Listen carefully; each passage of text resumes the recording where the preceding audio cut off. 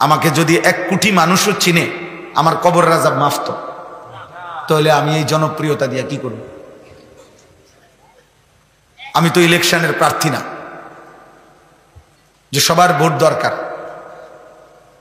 আমাকে যদি 10 কোটি মানুষও চিনে আপনাদের কারো কবর আযাব মাফ, তাহলে আপনাদের লাভ কি? চিল্লাইয়া লাভ কি? মানুষ কম হইলে বেশি হইলে কোনোটার মধ্যেই সফলতা ব্যর্থতার কিছু নাই।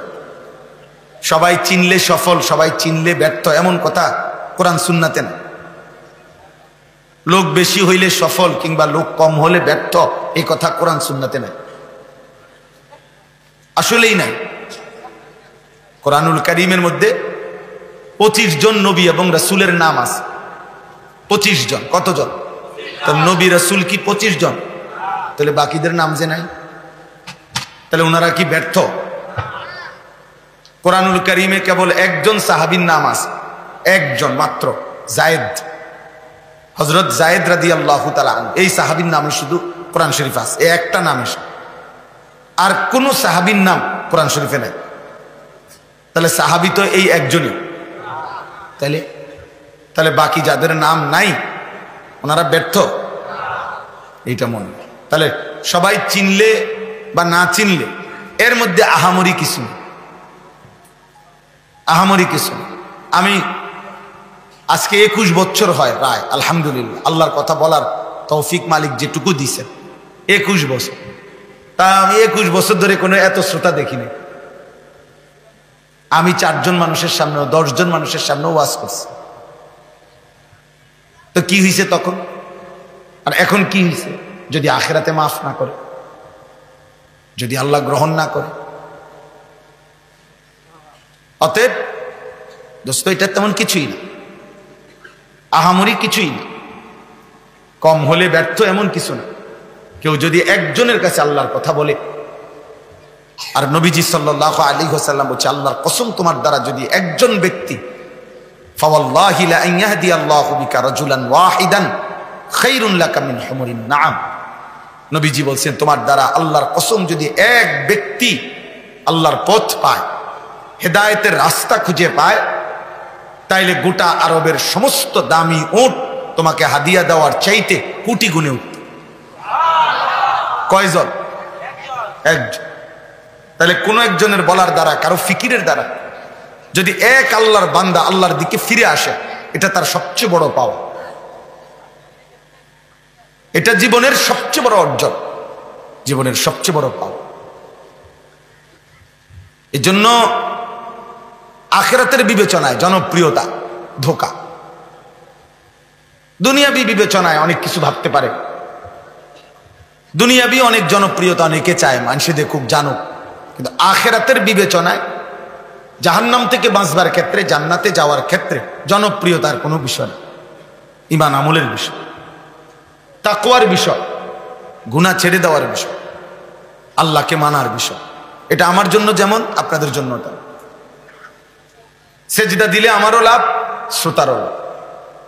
একটা গুনাহ ছেড়ে দিলে আমারও লাভ, শ্রোতাদেরও লাভ।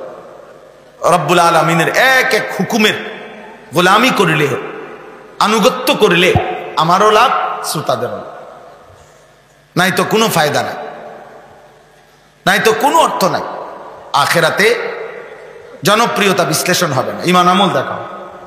ইকরা কিতাবাক, আল্লাহ তাআলা বলবেন, বান্দা তোমার আমল নামা তুমি পড়ো। কাফা বিনাফসিকাল ইয়াউমা আলাইকা হাসিবা, আজ তোমার হিসাবের জন্য তুমিই যথেষ্ট। আমলের হিসাব তুমিই করো। মনে করেন, যেমন ধরেন কথার কথা আল্লাহ তাআলা বললেন যে একটা সেজদা দিলা 10, একটা মিথ্যা কথা বলল মনে করেন 8, তো কাটো, 8 কাটো, 10 যোগ করো। এবারে কাটা সিরা কইরা তোমার নেকি তুমি যোগ দাও, তোমার গুনাহ তুমি বিয়োগ দাও, দিয়ে তুমি বলো যে তুমি জান্নাতি না জাহান্নামী, তুমি হিসাব লাগো। কাফা বিনাফসিকাল ইয়াউমা আলাইকা হাসিবা, তোমার ফলাফল তুমি তৈরি করো, তুমি যথেষ্ট। আল্লাহ বলবেন, ফামান যুহজিহা আনিন নার ওয়া উদখিলাল জান্নাহ ফাকাদ ফাজা। আল্লাহ বলেন, হাসরের দিন যাকে জাহান্নাম থেকে মুক্তি দেয়া হলো, জান্নাতে প্রবেশ করানো হবে, সেই কেবল সফল হলো, ফাকাদ ফাজা, সে কৃতকার্য হল। অতএব না বক্তা নিয়ে লাফানের কিছু আছে, না শ্রোতা নিয়ে লাফানের কিছু, কারোই কোনো ফায়দা নেই। ইমান আমলের উপরেই ফায়দা, ইমান আমলের উপরেই ফায়দা। এটা আল্লাহর ইচ্ছা, এটা মালিকের দয়া। কখনো মানুষ কাউকে দিয়ে আল্লাহ 10 জনের সামনে বলায়, কাউকে দিয়ে আল্লাহ 10,000-এর সামনে বলায়, এটা সম্পূর্ণ মালিকের ইচ্ছা। কাকে কখন কতটুকু ব্যবহার করবেন তিনি দ্বীনের কাজে, সেটা আল্লাহর ইচ্ছা। নিবেন কয়জন, বাদ দিবেন কয়জন, এটা আল্লাহর ইচ্ছা। তোমরা ছেলেরা, বাবারা, আমি সবাইরে বলি, একটা উদাহরণ সহজ, সবাই বুঝবেন। আমাদের নবী সাল্লাল্লাহু আলাইহি ওয়াসাল্লাম মক্কার জমিনে যখন কালেমার দাওয়াত দিছেন, তো দাওয়াত তো তিনি আবু জেহেলকেও দিছেন, আবু বকরকেও দিছেন, আবু লাহাবকেও দিছেন, উতবা, শাইবা, এই কাফের সর্দার যারা, এদেরকেও দিছেন, ওমর, উসমান, আলী, তালহা, জুবায়ের, ওনাদেরকেও দিছেন। তাইলে একই বংশের লোক। আবু বকর যেই বংশের, আবু জাহেলও কুরাইশ বংশের। ওমর যেমন কুরাইশ বংশের, আবু লাহাবও তেমন কুরাইশ বংশের। ওসমান যেমন কুরাইশ বংশের, আস ইবনে ওয়াইল কাফের সর্দার। কিছু ছেলে আছে চূড়ান্ত গাদ্দার, কলিজার মধ্যে এক বিন্দু কোনো ডর, ভয়, মায়া বলতে কিচ্ছু নাই। এটার কারণ কি? হাদিসের মধ্যে আছে, আল্লাহ নবী সাল্লাল্লাহু আলাইহি সাল্লাম বলছেন, কিছু মানুষ আছে এমন, সাংঘাতিক কথা এটা, নবীজি বলছে, নাফরমানি আর গুনাহ করতে করতে কিছু মানুষের অন্তর এমন হয়ে যায় যেন তা উল্টা কলসি, উল্টানো কলসির মতো। কলস যদি উল্টাইয়া ফেলে, এবং নবীজি বলছেন শুধু উল্টা কলসি না, বরং উল্টা কলসির পিঠে আলকাত্রা মাখানো। এইটা যেমন কলস যদি উল্টাইয়া ফেলে আবার আলকাত্রা মাখাইয়া রাখে, এখানে এক ফোঁটা পানিও এটার মধ্যে থাকবে না। আটলান্টিক মহাসাগরের পানিও যদি এটার উপরে ঢালে, এটা পুড়বে না। কেন পুড়বে না? পানি নাই। কেন পুড়বে না? কেন? কলসটা যেহেতু কি উল্টা, আবার আলকাত্রা মাইখা রাখছে, কুদুর যে ফোঁটা লাগবো পানি, এটাও লাগে না। আল্লাহ নবী সাল্লাল্লাহু আলাইহি ওয়াসাল্লাম বলেন, কিছু মানুষ গুনাহ করতে করতে, হারাম করতে করতে, আল্লাহর অবাধ্যতা করতে করতে একদিন আল্লাহ তাআলা তার দিলটা উল্টায় দেয়। কসম খোদা, এমন ভাবে উল্টিয়ে দেয় যেন উল্টা কলস আলকাত্রা মাখানো। ফলে কি হয়? নবী সাল্লাল্লাহু আলাইহি ওয়াসাল্লাম বলেন, লা ইয়ারিফু মা'রুফান ওয়া লা ইউনকিরু মুনকারান। ফলে সে আর নেক কাজকে তার কাছে মনেই পড়ে না, গুনার কোনো কাজ তার কাছে গুনাই মনে হয়। মিথ্যা বলতেছে তো বলতেই আছে, সামনে পিছনে, সকালে দুপুরে বিকালে। চুরি করতেছে তো করতেই আছে, ওজনে কম দিতেছে তো প্রতিদিন, সুদ খাইতেছে তো প্রতিদিন, গালি দিতেছে তো প্রতিদিন, বেহায়া চলছে তো প্রতিদিন, ওজনে কম দিতেছে প্রতিদিন, হারাম ছবি, নারী, নাটক, সিনেমা, টেলিভিশন, নর্তকী দেখতেছে তোর প্রতিদিন, এক তালে, এক রঙে, এক ডঙ্গে। সুদ খাইতেছে তো আজকে 30 বছর, মহিলা বেপর্দা তো আজকে 20 বছর, 10 বছর। আহা, এর কারণটা কি? একজন মুমিন এত পাষাণ হয়? তোমরা একটা ছেলে বলো বাপ, 365 দিন, খোদার 1 বছর কোনো দিন যে ফজরের নামাজ পড়লা না, একদিনও না, তোমার ইনসাফ কি বলে? মুসলমানের বাচ্চা এত নিকৃষ্ট হয়? মুসলমানের ঘরে এত বড় জানোয়ার থাকে? এত মানুষ না, এত জানোয়ার। এটা আস্তা জানোয়ার, এটা আস্তা জানোয়ার, এটা পুরাটা জানোয়ার, এটা আপাদমস্তক জানোয়ার, এটা পুরাটা হাইওয়ান। এটা এটা মানুষ নামের এক চতুষ্পদ জন্তু, এটা ইনসান নামের এক পশু। এটা মুসলমান কি 365 দিনে কোনদিন মনে পড়বে না নামাজ? তোর বাপ নাই বেটা, তোর মা নাই, তোর কোনো সৃষ্টিকর্তা নাই, তোর কোনো নবী নাই, তোকে কেউ বানায় নাই, তোর কি কোনো কিতাব নাই? তোমার কোনো ধর্ম নাই? এটা মানুষ বেটা। তাইলে মানুষ তো হোঁচট খাইতে পারে, তাই বলি কি মানুষ চিত্তিয়ে ফিরে থাকে রাস্তা? পিছটা তো খাইতেই পারে, আবার দাঁড়ায় যাবে। ভুল তো হতেই পারে, এক বেলা আধ বেলা তো ছুটতেই পারে, তাই বলে 365 দিন, 5 বছর, 3 বছর, প্রতিদিন কোনদিনই ফজরের নামাজ 5 ওয়াক্ত নামাজ পড়বে না। মানুষের বাচ্চা, মুসলমানের বাচ্চা এত বড় হাইওয়ান হয়? কারণটা কি দোস্ত? এমন হয়ে গেল কেন? এমন হয়ে গেল কোনদিনে কেন মনে পড়ে না সুদখোর যেটা হারাম? আজকে 30 বছর ধরে আপনি প্রত্যেক দিন টেলিভিশন দেখেন, নাটক, সিনেমা দেখেন, আপনি এমন শক্ত হয়ে গেলেন কেন যেটা কোনোদিনে আপনার মনে পড়ে না এটা গুনাহ? আপনি যে ডেইলি বিড়ি খান, আপনাদের কি একদিনও মনে পড়বে না এটা গুনাহ? হিসাবটা বোঝেন নাই?